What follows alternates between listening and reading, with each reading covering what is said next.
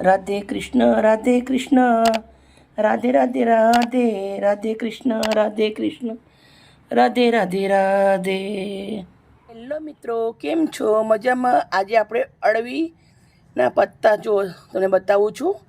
આપણે અળવીના પત્તાનું અળવી ગાર્લિક મસાલા બનાવીશું. રોલ બહુ જ સરસ. તો મેં બીજા પત્તા પહેલાં તોડી લીધેલા છે અને આપણે આવી રીતે કુંડાના અંદર બધું ઘરે ઉગાડીએ છીએ. અને હવે આપણે મસ્ત મજાના અળવીના પત્તાનું અળવી ગાર્લિક મસાલા બનાવીશું. બીજા જો નાના નાના છે હજી. બીજા પત્તા મિત્રો મેં કાલ તોડ્યા હતા, એટલે તમે જોઈ શકો છો દેશી વિદેશી બંને અળવી મારા જોડે વાયેલી છે કુંડાના અંદર. તો આપણે હવે આનો મસ્ત મજાની રેસીપી બનાવી લીધું છે. મોટું એક ગાંઠ, 10 નંગ મરચાં લઈ લીધા છે, ચીલી, જીરું થોડું, પછી આપણે અંદર નાખી દઈશું થોડું મીઠું. હવે આપણે આને વાટી અને પેસ્ટ બનાવી દેવાની છે.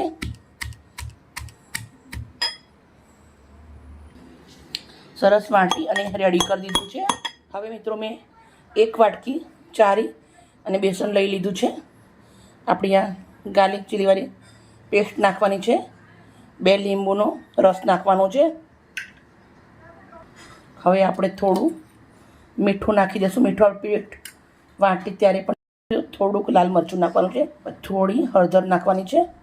1 ચમચી ભરી અને ધાણા જીરું નાખું છું. થોડીક એવી હિંગ નાખું છું.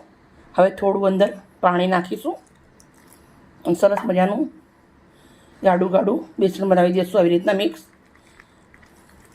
એવી રીતના ભજીયાનું ખીરું બનાવીએ આપણે એવી રીતે રેડી કરવાનું છે.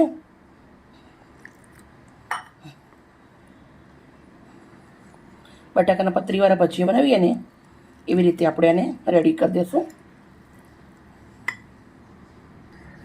મેં મસ્ત મજાનું 2 થી 3 મિનિટ અને ફેટી અને રેડી કરી દીધું છે. તમે જોઈ શકો છો. આપણે આવું રાખવાનું છે, બહુ ઢીલું નહીં કે બહુ કાઠું નહીં. ભજીયા બટાકાવાળા બનાવતા હોય એના કરતાં ખીરું સહેજ જાડું રાખવાનું. મિત્રો તમે જોઈ શકો છો ઓરસીઓ લીધો છે, એના ઉપર આપણે એક પાંદડું મૂકી દીધું છે. આ પાંદડું આપણે હંમેશા ઊંધું રાખવાનું છે. આ દાંડલી હોય તો કાઢવાનું, મોટા પત્તા હોય તો દંડી હોય, પણ આ એકદમ કૂણા છે કુંડાના લીધેલા, એટલે દાંઠલા નથી. દાંઠલા હોય તો આવી રીતે તમારે વહેલાથી કાઢવા પડે. આવી રીતે આપણે એને લગાવી દેવાનું છે. જે આપણું બેટર બનાવ્યું છે એ થોડું થોડું આવી રીતે ઉપર લગાવી દેશું.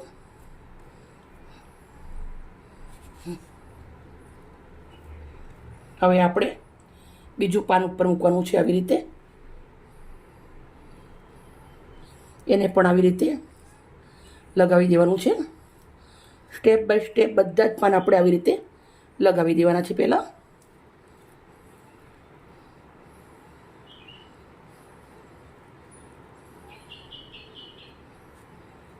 બધા જ પાન આપણે આવી રીતે લગાવી દઈશું.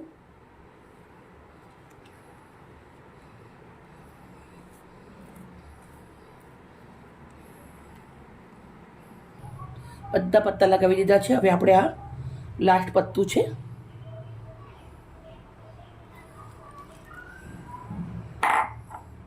એકદમ જાડો રોલ બનાવવાની છું મેં, એટલે સ્ટેપ બાય સ્ટેપ બધા પત્તા લઈ લીધા છે.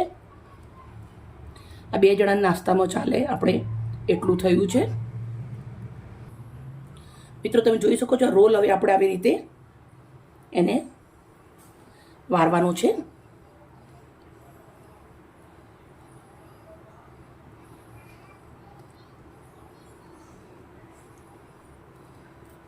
રેડી મિત્રો, તમે જોઈ શકો છો એક મેં તાવડી લીધી છે. તાવડીના અંદર આવી રીતના થોડું પાણી મૂક્યું છે અને અંદર આપણે ચાયણો મૂકી દીધેલો છે. હવે આપણે આ જે વાટો બનાવ્યો છે એ મૂકી દઉં છું અને એને ઢક્કણ ઢાંકી અને 10 મિનિટ રાખી દેવાનું છે. મિત્રો તમે જોઈ શકો છો 10 મિનિટ થઈ ગયો છે. આપણો વાટો સરસ બફાઈ અને રેડી થઈ ગયો છે. ગેસને બંધ કરી દઉં છું અને વાટાને આપણે રસિયા ઉપર લઈ લેશું. હવે આપણે આને થોડી વાર ઠંડુ પડવા દઈશું, 2 મિનિટ. હવે આપણે આને આવી રીતે કટ કરી લેવાનું છે. આપણે બહુ પાતળા નથી કરવાના. હજી આપણે આને મસ્ત મજાના શેકવાના છે. એટલે તમે જોઈ શકો છો કેટલો સરસ મજાના વાટા રેડી છે. કંઈ પણ જાતનો એક તવો લેવાનો છે. તવાના અંદર આપણે તેલ નાખી દઉં છું, 1 ચમચા એટલું. તેલને સરસ ગરમ થવા દેશું. મિત્રો તેલ ગરમ થઈ ગયું છે. થોડું આપણે અંદર રાઈ અને જીરાના દાણા નાખું છું. તમે તલ નાખવા તો નાખી શકો છો. આપણે 7 આઠમના તહેવારો આવે એટલે આપણે છઠના દિવસ આવું બધું બનાવતા હોઈએ છીએ. રાઈને થોડી ફૂટવા દેશું સરસ. રાઈ આપણી સરસ તાટકવા માંડી છે તો આવી રીતે એક પીસ લઈને મૂકી દેવાનું છે. જો મિત્રો, આમાં બીજા લોકો બનાવતા ખાટા મીઠા બનાવતા ડાયરેક્ટ વઘાર થાય છે. આપણે આવી રીતે કરીએ છીએ તો એકદમ 2 થી 3 દિવસ તમે સાચવી અને ખાઈ શકો છો. પણ ખાવામાં બી બહુ બેસ્ટ લાગશે. ગેસ એકદમ ધીમો કરી દેશું. ધીમા તાપે બંને બાજુથી શેકી લેવાના છે.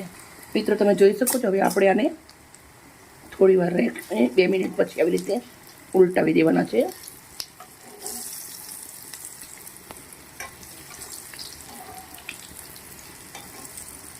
સ્ટેપ બાય સ્ટેપ આવી રીતે બધા ઉલટાવી દેશું. મિત્રો બનાવતે થોડી વાર લાગે પણ તમે 2 થી 3 દિવસ સુધી 4 દિવસ સુધી એ ટેસ્ટથી ખાઈ શકો છો. કોઈ મહેમાન આવે ને આપો તો કોઈ એમને પણ બહુ મજા આવે. કેમ કે બધું ગળ્યું ખાઈ ખાઈને થાકી ગયેલા હોય બધા, એટલે આવું કંઈક ચટપટું મળે ને તો એમને મજા આવે. 2 મિનિટ હજી આપણે શેકી લેવાના છે. મિત્રો તમે જોઈ શકો છો મસ્ત શેકાઈ ગયા છે. હવે આપણે આવી રીતે એને તેલમાંથી બહાર મૂકી દેવાના છે. પહેલાં થાળીના અંદર લઈ લઉં છું. પછી આપણે બહુ સરસ મજાના ફેન્સી ડીશના અંદર સજાવી દઉં છું. બધા જ આપણે આવી રીતે લઈ લેશું. મિત્રો મેં અડધું ટામેટું કાપ્યું છે. લીમડીના પાનથી સરસ મજાની ડીશ સજાવી દીધી છે. હવે આપણે આવી રીતે લગાવી દઈશું રોલને. એકદમ હોટલ ટાઈપ બનાવ્યા છે.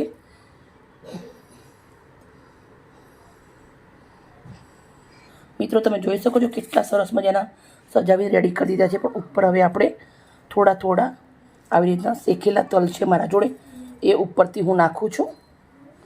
હું જ્યારે વઘારમાં નાખો તો આ બધું ઉડોત ને તાટકોત એટલે બળી જવાય, એટલે આપણે આવી રીતે શેકેલા તલનો ઉપયોગ કર્યો છે. મિત્રો અમારી વિડીયો સારી લાગી તો પ્લીઝ એક લાઈક કરજો.